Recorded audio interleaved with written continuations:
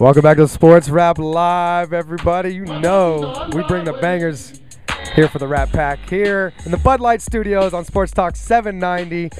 We are off and running. We talked a little bit about the Texans, of course. We've got the Trillo G, Bun B. I just want to say, we're all on the board. Texans, that's our pick for this weekend. Texans. That's our pick. Yeah, absolutely. Yeah, okay. Oh, yeah. I should make sure. There can't be some. There That's y'all's can't be, pick. there can't be anybody on here with a wait a microphone. minute. Wait a minute. This one is about to blow out people's iHeart app right here. It's going to blow it out. Yeah, absolutely. Speak your mind. Speak your heart. I'm going to say it's really tough to go against that home record of theirs when they're 8-0 in Raven territory at the Ravens' house. Now, mind you, if they were played in Houston, I would give it to Houston. But, man, those odds are stacked. I gotta go Ravens. I'm putting you on watch. You're getting a bad rap next week. I'll give you another stat since you want to be throwing stats. I gotta throw at least one in there. By all means, by all means. We're 0-5 with the Ravens, since you want stats. I'll give you more and more reasons to be against but these are more and more reasons why I feel like this team is going to stand up. You know what I'm saying? This is a team that I've talked about it before. And I feel like with Matt starting, you know what I'm saying, if Matt would have started every game this season, we're looking at 13-3. Easily, you know what I'm saying? And maybe a number 1 seed. Possibly a number 1 seed, you know what I'm saying, in this division. You know what I'm saying? That would have been, and I feel that with or without a Peyton Manning playing this season. Yeah, I think we were all kind of in agreement with that. This was the Texans' time to step up, whether Peyton was on the field or not, and I think that they still would have won the division. I think that Colts team has a lot more flaws than just not having just Peyton. Well, when you fire your GM and your director of player personnel after the season, that kind of shows where things are headed. Yeah, absolutely. I mean, we lost our starting quarterback, and we're still in the playoffs. I mean, and the backup. And the backup. We're on third string quarterback right now. So I mean, what does that say about the weapons on this team and the weapons on that team? That's true. I feel great about this That's team true. going in the ball. But enough about the Colts. Let's talk about Baltimore. Going into Baltimore. Yep. I understand that we have, as he says, we have a losing record with those guys, and I know they're 8-0 in there. But at the same time, this team has been shaky. This team kind of, this is not the Baltimore Ravens of 2 years ago. Oh yeah, no, they're definitely a Jekyll and Hyde. Like away, you have the good Flacco, and you have evil Flacco. Where Flacco is Wacko Flacco. No, Waka Flocka, pretty much. Full of flame. Exactly. And I think that Dwayne can handle T-Sizzle. I honestly believe that. You know what I'm saying? Now, he didn't allow a sack all season. That's what I'm saying. You know what I'm saying? So I feel like, and Dwayne, he's strong, he's healthy, he's ready to go. You know what I'm saying? And this team, I think the heart of the Houston Texans is sorely underestimated, specifically by members of this radio show. Ooh, already. Well, not members, member. Oh, okay. Y'all speak what y'all speak. All That's right, all good. so Gons also was the only one that picked Alabama. Yeah, How that turned out We'll get into for that him. later. Yeah, exactly. All right, and what else we got? All right, real quick, just to tie up that thought, though, this Texans team right now reminds me a lot of the Super Bowl winning Ravens team or the Super Bowl team with Trent Dilfer. That was their inaugural season. Exactly. Had a quarterback who kind of managed the game, played defense first. That's right. Young defense back then, because a lot of these guys were just still on cutting that their team. teeth. Yeah. Exactly. And exactly. we look a lot more like that Ravens team than they do. Yeah. Yeah. Yep. Absolutely. And so I think the odds are good the Texans win this Sunday. Well, let's keep it moving, Gons. We got to open up the church doors, brother. Oh, man. Oh no, Yep. the church doors? Yeah, you already know. You already know, man. We're going to continue to talk AFC, of course, and your Denver Broncos. Welcome to the Church of St. Tebow, ladies and gentlemen. Did you play a perfect half of football in your first matchup with Pretty Boy Brady? Half? Whole game. Well, he did. Yeah. Yeah, absolutely. Only to look totally inept in the second half. Well, I'll tell you what, the same thing is going to happen this Sunday because there is no way in hell. You got no chance. No chance, as Andrew likes to say, that Tebow and the boys from Denver are going to go into New England and beat Tom Brady to send him on a 4-game playoff losing streak after Saturday. This is a battle of good versus evil. It's Tebow versus Bill Belichick. And if you want to talk about the axis of evil, Bill Belichick is there. This is like Luke Skywalker versus Darth Vader. How funny would it be if we found out that actually Tebow was like the illegitimate father of Bill Belichick? You mean the son? Illegitimate son? Yeah, illegitimate son. That would be like the craziest thing ever. That would be crazy. Well, like I said, I think Tom Brady knows what he needs to do to get the win. Now, Denver's defense has basically gotten them to this point here. Now, Pittsburgh was beat up. We know that. It's one thing to be an old defense like you were talking about, Bun. That's excuses. That's excuses. I mean, you guys aren't giving the Broncos credit. You got to give that team a little bit of credit. Hey, we opened up the church doors. Hey, just what for did we that say? man. What did I say last time about Von Miller? I said, where was he? Where had he been? He showed up. He sure He showed up. did. That whole defense showed up. He sure did, like regulators. Yeah. So, Right on cue, Gons, of course. Well, what chances does Denver really have to win? I on think Sunday? they legitimately have a good Saturday shot. night, I'm sorry. You watched the first quarter of the last game, and it was almost a blowout for the Broncos. They got scoring right off the bat. They had I think an NFL record for the most rushing yards in the first quarter, maybe 167. I mean, don't quote me on that, but I knew it was a record. I think if they can keep the game manageable and they can rush Brady, that's the biggest thing. Because if you try and grade them out against quarterback, running back, offensive line, defensive line, secondary, coach, special teams, and all, really the only check marks you give to the Patriots are coach, quarterback, and wide receivers / tight ends and whatnot. Everything else, I'd give defense to the Broncos. I'd give secondary to the Broncos. I'd give offensive line to the Broncos. I mean, I might even give special teams to the Broncos considering their kicking game. I mean, they have a lot of things going for them. I think it's going to be a lot closer than people think. I still think, I'm going to go with Belichick. Yeah, that's my boy. I can't go against him, but I think it's going to be a lot closer than people think. Well, one thing that Denver doesn't want to do is get in a shootout. No. They don't want to be. They want to come out and punch them in the mouth like they did in the first matchup a few weeks Right. ago in Week 15, and at least try to hang in the fight. Well, I think the same thing applies to this game as it did to that game. That they've got to keep Brady off the field. It's the only way to contain him is to keep him off the field. And that's going to be them controlling the clock. And then also, I think personally that they should let Tebow play both ways, because I think Tim Tebow is the only person that could match up with the Gronk. What would his pastor think about that? He is the pastor. What do you mean his pastor? He is the pastor. I'm always concerned about Gronkowski. I mean, he is the it factor. He pretty much rewrote the book on receiving tight ends this year. And I feel like that the only person that can match up on that team with him with size and speed is Tim Tebow. I think they just need to let him play both ways. Back in the day, I could see that. Absolutely. Well, hey, we got to look ahead at the NFC matchups as well. What's your prediction? So, Bun, you got New England, or you giving Tebow a shot? I'm the underground king. I always go with the underdog, and I went with him last week, and I came out smelling like new money, like holy water. So, and I'm gonna go with him again this week, man. I think that I think they're gonna come in with a lot more heart. I think they're gonna come in with a lot of drive. I think Tim realizes that quite frankly, he's playing for his NFL life with these games. With all the talk that they were having last week about Brady Quinn taking snaps, and even after the Kansas City loss, it's a little bit crazy over there right now. But Tim is he's a competitor, and I think he's got something to prove. And I think as long as everybody else comes to play, I think they got as good a chance as anybody to beat New England. I hope they take it. I hope that by some miracle of Tebow, they actually go in there and they win, because it's great fodder for what we do right here on these Miami. Well, not only that, but if they win and we win, it's another home playoff game. Here we go. That's what I'm talking about. That would be even craziness. And that would be the week before the H-Town Sneaker Summit. Absolutely. The championship game right here. Oh, that'd be nuts. Come on, forget about it. All right, well, let's get into the NFC real quick. Hey, we're gonna start right at the top. New Orleans, the hottest team, I think, on offense and playing pretty good defense, coming out of the regular season into the playoffs. Now the Giants have looked a little bit hotter, or look like themselves more, I should say, in the playoffs. But let's start with that trip to San Francisco that the Saints are going to have to take. I totally have the 49ers in this game. You had the 49ers since preseason. I did. I for have our to new ride with listeners them. out because there. Think about how you beat the Saints. Do you keep up with them and try and get in a shootout? No, you have to do the complete opposite, which is pound the ball, play solid defense, and play great special teams. They have the best punter. They have maybe the best kicker. They have the best run defense in the league. So you know how we say that New Orleans is balanced? They can run the ball. They can pass the ball. You're not going to run the ball. You're just not. That San Francisco 49ers with Aldon Smith, I mean, they're pretty much going to shut that down. They're going to make the Saints one-dimensional. I think that this 49ers team, and here's the other thing, is Harbaugh, this is the game he lives for, is you can't do it to us. What was the biggest game he ever coached in before the bowl games? It was probably that game against USC where they had the biggest upset ever in college football. He was the coach of that team. That was the handshake game. Yeah, I think he's going to come right back into there and tell these guys, hey, look, We're at home. We're the number 2 seed. We're not even favored in this game. We're the underdogs.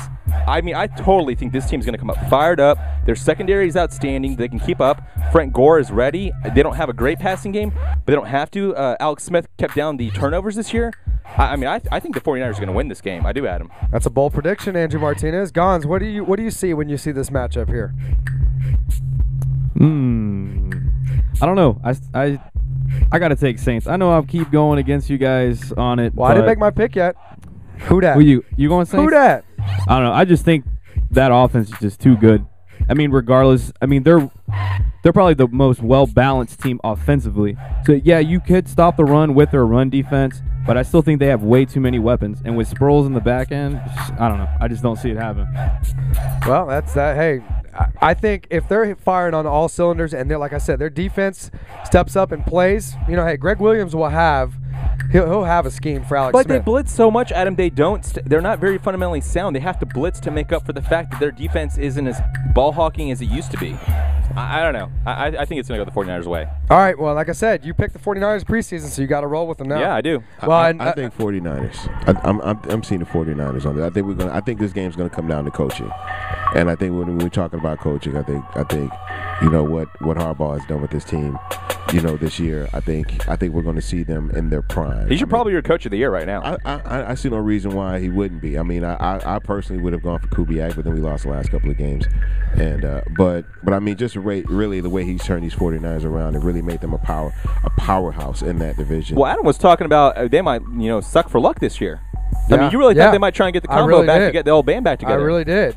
And nobody saw this coming. Number 2 seed with a bye week. Yeah, like I didn't see that. I'm sorry. I saw the playoffs come for them. You're not a nobody, Okay, Andrew. okay. All right. Well, hey, another coach. You were just talking about, you know, coach of the year candidate, but another coach that's always seems to be on the hot seat, of course, is up there and playing in the Meadowlands.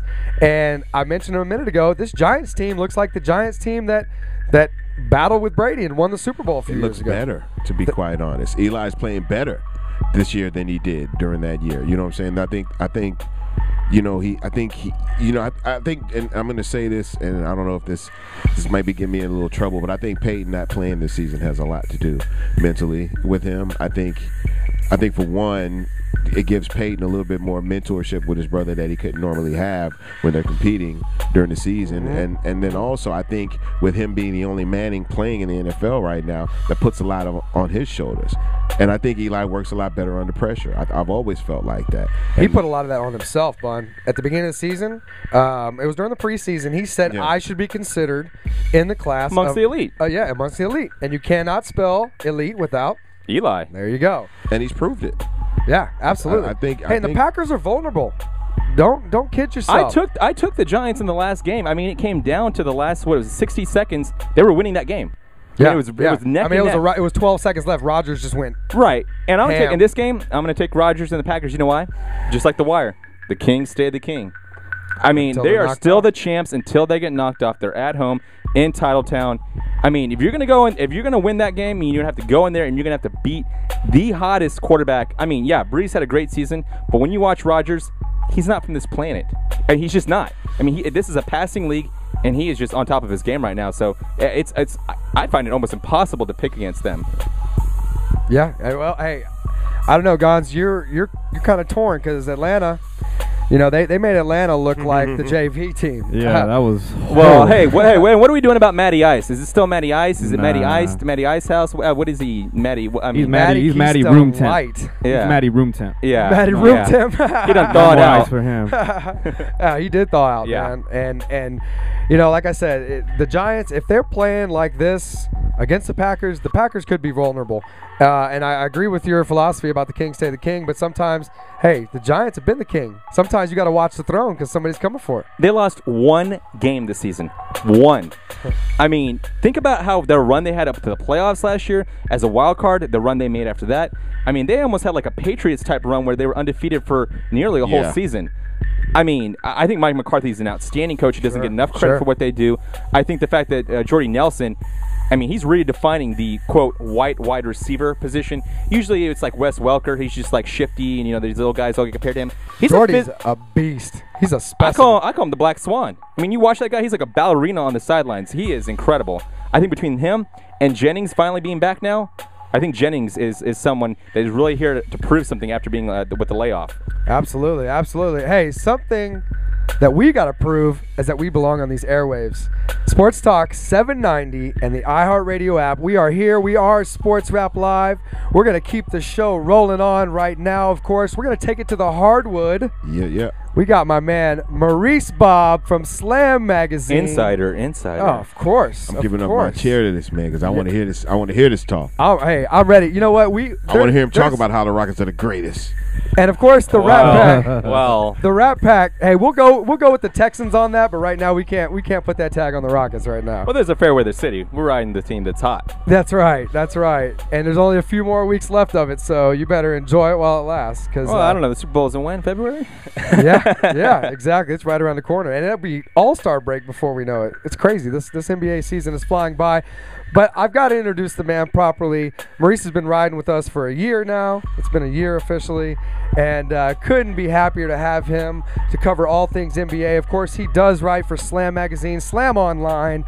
And say hello to the good people out there listening to us. What's going on? Glad to be here. Absolutely. We are glad that you are here. That's right. Give them your Twitter handle so they can find you. You got some good tweets. That's at Reese Report. That's REESE REPORT. Yeah, that's right. Not only inside on the NBA, but some great takes and some funny takes on the NBA.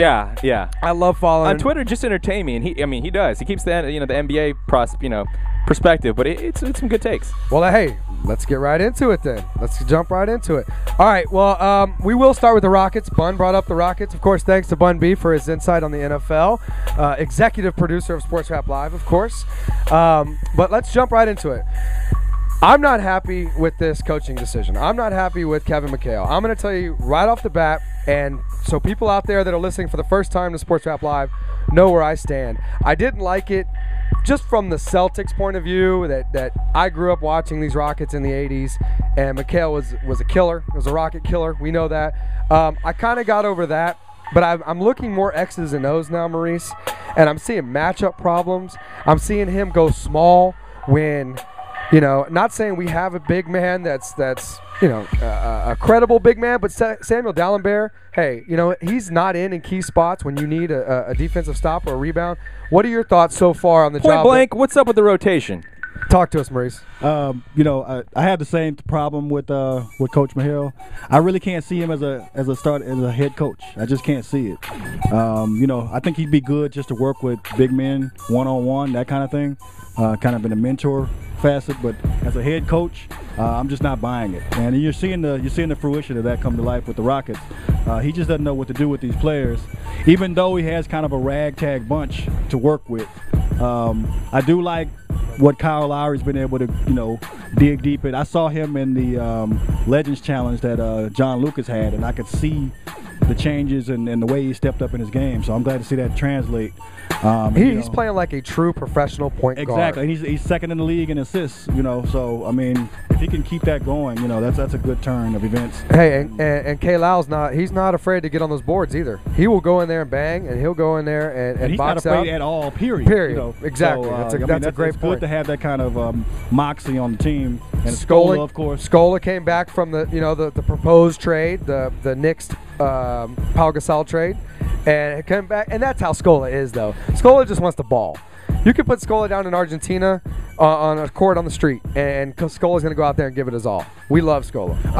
It kind of upsets me that we're kind of applauding players for being able to bounce back from a proposed trade. Okay, come on, you're a professional athlete, you know the business, be a professional, man up. I really don't like the way Lamar Odom handled himself with that. Right. But that being said, I can understand that Scola took it in stride and he's playing like he's always played. But the Rockets, I just don't see them being able to make any significant play for the playoffs or any moves for that matter, unless they make a significant trade, which they don't have the pieces to do so. Well, they tried to make the significant trade, but then we had Vince McMahon Stern come in and say your trade's got no chance. He pretty much put the kibosh on that right away, and I think that was the trade that if they had made that, they could have gotten Nene, and they could have completely overhauled the front court. Yes, we would have given away significant pieces, but I think that was the we've been stacking up those chips to try and make the trade. And I know for one, I'm not that big of a guy on the Chris Paul to the Lakers thing, but I was pretty disappointed that the Rockets weren't able to pull off the trade that they wanted in that part of it. Well, hey, another point guard. We're talking about Kyle Lowry. I want to keep it going because there's so much right now in the NBA. It's amazing that we're so close to the All-Star break and the season just started. Well, didn't we heard about, was it 2 weeks ago? Kadema was telling us about, they had the All-Star game roster and the voting? The balloting. Yeah, it was already 1 week in the season. I'm like, how do we even know? It's 1 week. 6 games in. And we almost pretty much know who's going to be the starting five for both sides. One point guard who's making a case. Ricky Rubio. Wait, I thought his name was Richard Rubenstein. Oh, Ricky Rubio. Isn't it Richard Rubenstein? Ricky Rubio. A.K.A. Ricky Rubio. Well, you know what? His debut was much maligned. People really didn't know because some of that game film that was coming from the Summer League over there in Spain was not looking too hot for all the hype he got a couple years ago. Hey, who's my man that was went to draft. high school and he skipped college and then he came back whenever he was over there in Europe? Brandon Jennings. Brandon Jennings. He's kind of had a Jennings type rise where people doubted his stock or whatever. I mean, he didn't even show up. Jennings didn't even show up to the lottery because he didn't think it was going to be picked, in the top whatever. But then he actually ended up being a really good point guard. I want your take. Rookie of the Year voting right now. Who would you rather have as your point guard? Kyrie Irving or Ricky Rubio? That's tough. That's going to be a style versus substance question. Okay, let me change it up. Who would you rather have in 3 years? In 3 years, I'd rather have Rubio. Yeah. I'd rather have Rubio because why? Rubio looks to pass first. He looks to get people involved. Look at Anthony Randolph. We didn't know he was still alive, and now look at him. He should be bunking with Rubio. Like it should be like the odd couple. Hey, look at me. Let's hang out, Rubio. I mean, he's bringing that guy back to life, and a point guard that knows how to pass first and thinks pass first. That's what you want to start your team because you already got enough guns for hire. That just need the ball. You can always find a wing. Let me ask you this. In the 90s, of course, you guys, late 90s into the early 2000s, you guys remember another flashy point guard that came in the NBA, White Chocolate, Jason Williams. And he came out with a lot of flair, a lot of this passing, a lot of Pistol Pete comparisons. Now, I'm not saying his name was White Chocolate. That pretty much put the end to his career. Not if you come Ricky Rubio. If you come out touting yourself as White Chocolate, I'm sorry, your career's done. Well, hey, how about White Cinnamon Roll, Kevin Love? He's one that's benefiting from Ricky Rubio anymore. He's slimmed down. He has leaned out. The guy was playing that extreme Jenga. No, he's hanging out with Charles Barkley on that Weight Watchers. Oh yeah, exactly. They're counting points. The low calorie cinnamon roll. Guys, you don't have to give up the pizza. Well, really, Kevin Love has done something in the first 9 games, or through the first 9 games of the NBA season that nobody's done since Kareem Abdul-Jabbar 40 years ago, and that's score more than 20 points per game and get more than 9 rebounds. Now that's huge. That's huge. You think about all the guys that have played between Kareem, including Dream, including Patrick Ewing, including I could go on and on and on with big men. Kevin Love is the first to do that in 40 years. And he was 1 foot out the door in Minnesota last year. He could not wait to get out of Minnesota. And now all of a sudden the tide has changed a little bit. Yeah, the tide has definitely changed. I think patience has really been a virtue for Minnesota. Everybody, the tagline was Khan, just every move he made. Bill Simmons out there. Drafting every point guard in the world on that team. But look like it slowly but surely they've really been able to kind of assemble the chess pieces, and it looks really promising there in Minnesota. Hey, what do you think about Alleman? I mean, now that they've kind of, And he was the perfect coach to bring in. The perfect coach. The way he's, bringing Rubio along slowly. He's not throwing him out into the fire. Which he's notorious for is not getting rookies playing time. Adelman's been notorious for that in the past. But I think he can see that Rubio's not your typical rookie. He's really not a rookie. He's been a professional since he was 16. The guy's got metal. And I just love the way Adelman's bringing him along. Even in the Olympics, if you watch, what was the Olympics? Whatever the last one we had, the summer ones. I mean, that Spain game was incredible. I mean, he really put on a show. He really could have lost. I mean, but he really put on a show and put everyone on notice that he could hang with NBA talent. Absolutely. And then the European game compared to the NBA game, we're more open, and I think that was more befitting to his style. All right, hey, let's hit on it real quick before we go to break. Miami, All right. Wow. All right. You know, there's not much cream to rise to the top in the East right now. I mean, Philadelphia's playing well as a young team. Give me your thoughts real quick before we go to break. Miami Heat is really starting to curdle if you want to talk about curdle. Oh. You know, and really when I watched it unfold and I watched LeBron go to the line in those last seconds, you could almost see the trepidation of going to the line. I knew he was going to miss at least one of each. You know, the guy really is. I think his finals performance is really marred and it's stuck on his mindset right now. He really needs to shake that and bring it. Is he ever? I don't know. I mean, that's the question. Is he ever? Like, 'cause we keep saying that. I'm gonna reserve judgment, full judgment until I'm not. June. I'm a hater. I want to see the playoffs. I really don't care what he does now. I want to see him in the playoffs. All right. Well, hey, Maurice, thank you so much for being here for our first show here on Sports Talk 790. Maurice Bobb will be here for the rest of the season, of course, checking in. And we got to go to break. When we come back, we'll get into the Martinez Report right here on Sports Rap Live.